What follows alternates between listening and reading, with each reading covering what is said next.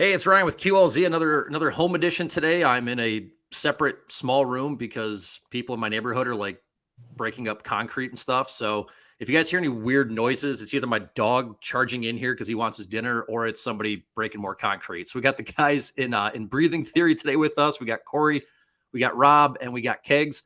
How you guys doing? What Good, brother. up? How are Doing you? pretty good. Great. Now you guys are in What three up? different states. I think Cory, you're in Kentucky, right? Or no? Yeah, right now I'm still in Florida, but yeah, Louisville, Kentucky. Okay, and Rob, you were in Florida, and Kegs, you're from my home state of Yeah. Ohio. So with you guys, there's 5 people in the band, and I'm excited. This is the most people I've had on a StreamYard link since I've been here at QLZ. How does it work being, sometimes in 3 different states as a band? It works pretty well, honestly. Um, We all kind of have our space away from each other for the time being, and then we meet up. We bust through our rehearsals.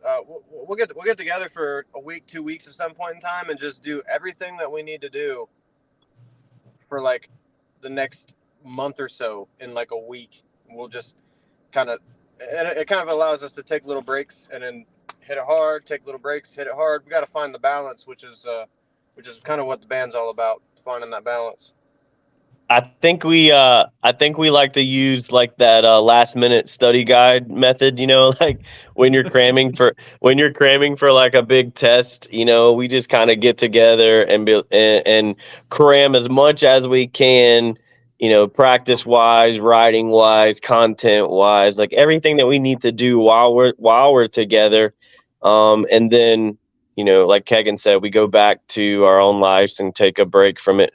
It really does help not to have to.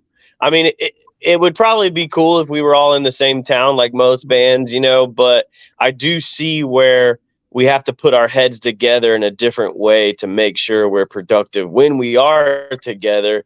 And it does kind of take the monotonous feeling out of it. Whereas if we were getting together every week and, what are we doing, guys? What are we working on? It probably, gets old and gets stale that way. But having this kind of last minute, all right, guys, what's the game plan? How are we going to do this? What are we going to tackle first?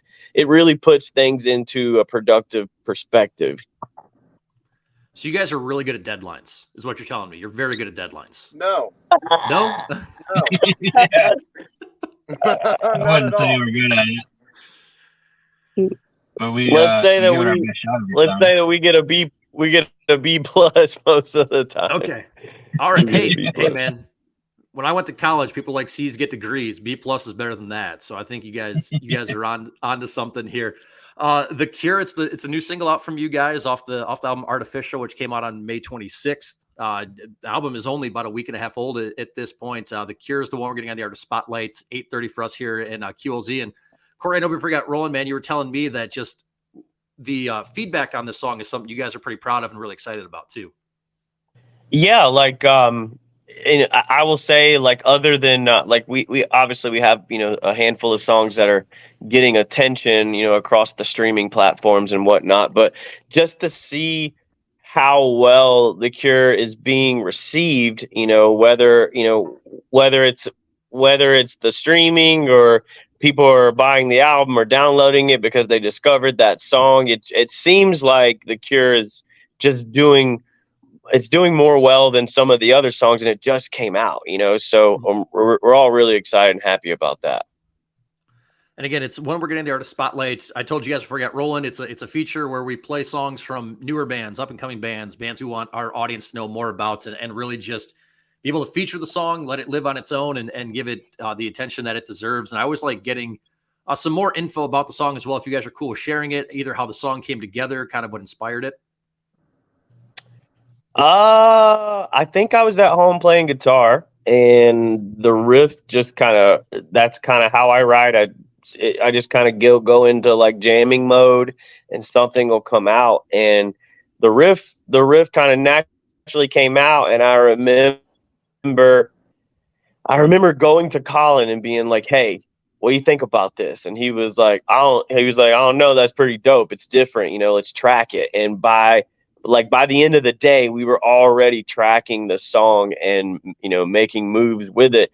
And I think it was universally, all of us thought it kind of had, you know, an interesting throwback sound to it, you know, with a little modern touch to it. And again, I think that's probably, you know, maybe that's why it's getting the attention it is, because it's just a good song. It is. It's a good song. It's why we're playing it again this Thursday, 8:30 for us. And like I said, Artificial is the new album that's out right now. May 26th came out. And then, Cory, I think before you jumped on, I was telling Rob and Kegan, Replicas is the first song I ever heard from you guys. I was between radio gigs at the time and really just, you know, was like, I like this song. Let me go follow this band on socials. So I stay up to it. Now, that song was 2021. It was on Artificial as well. So did it take a while to get this album rolling? Or, I mean, obviously COVID, you know, delayed a lot of things as well, but was it just kind of an album that just took a little while to get together? I mean, kind of, not really. We went November of 2019 or 2020 and recorded most of the stuff. And the way that the distribution ended up being is basically like a waterfall effect. So basically, most bands will have like filler songs, you know, songs that they didn't really put much, you know, that much effort into, just to slap them on the album, just to make it an album. We didn't want to do that. We felt that coming together, that all of these songs had single potential. So that's kind of how we waterfalled it, trickled it out, you know, single here, single there, single there, single there. And then when we get everything else out together, we got like, I think there was only like 3 songs on the entire album that wasn't listed as singles. And one of them is an acoustic reprise version of a song that we never released off the Parasite album called My Cancer.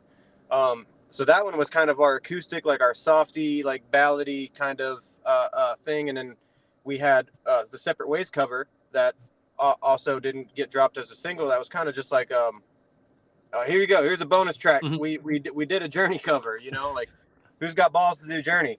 And then with Blackout, that was kind of sort of like our full on band ballady song. So that's essentially why it took the album so long to actually come out, is because we just wanted to trickle it out and give each song that we had its prime time before we gave you the whole shebang.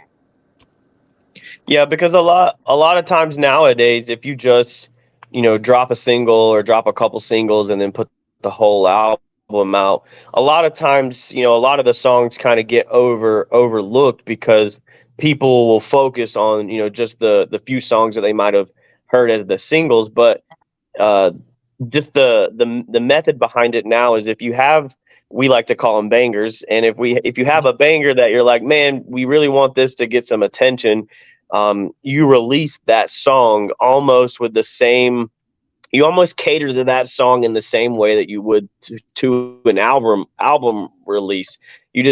You really put that song out there with as much attention as you can, get focused on it. And that was really, I think, the whole intention of dragging it out like we did. And I do remember in between the probably October of last year until about January of this year, we did kind of take a little bit of I would say time off for the holidays, so we didn't do any releasing.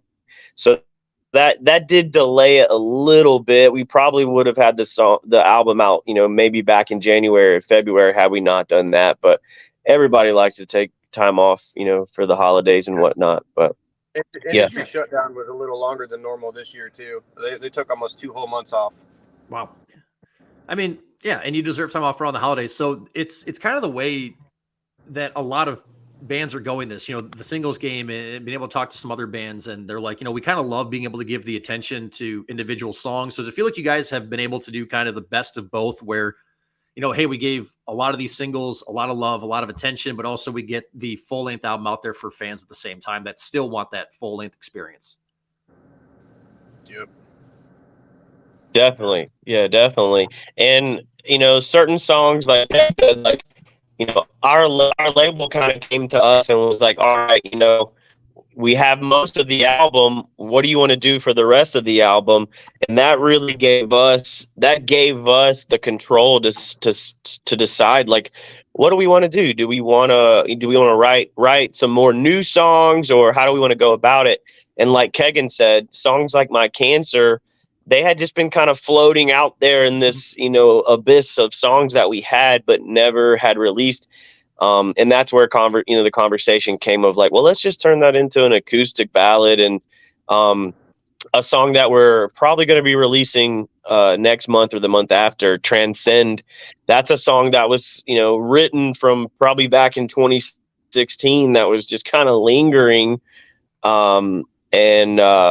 We put, again, we just kind of reached out into the abyss and grabbed those songs and brought them in. Now, I will say, The Cure, we had started tracking that, and that song just took a little while going back to the drawing board and kind of getting it like we wanted it.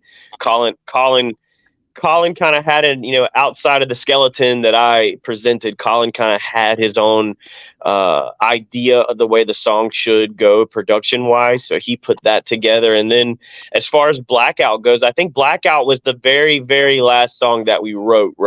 And it was, it was just as simple as me sitting with Colin, sitting with the piano and some melodies that I had, and Blackout became that last like full band ballad that we put on the album. So all in all, I'm very happy with, the whole album and how it, each song kind of has its feeling about it.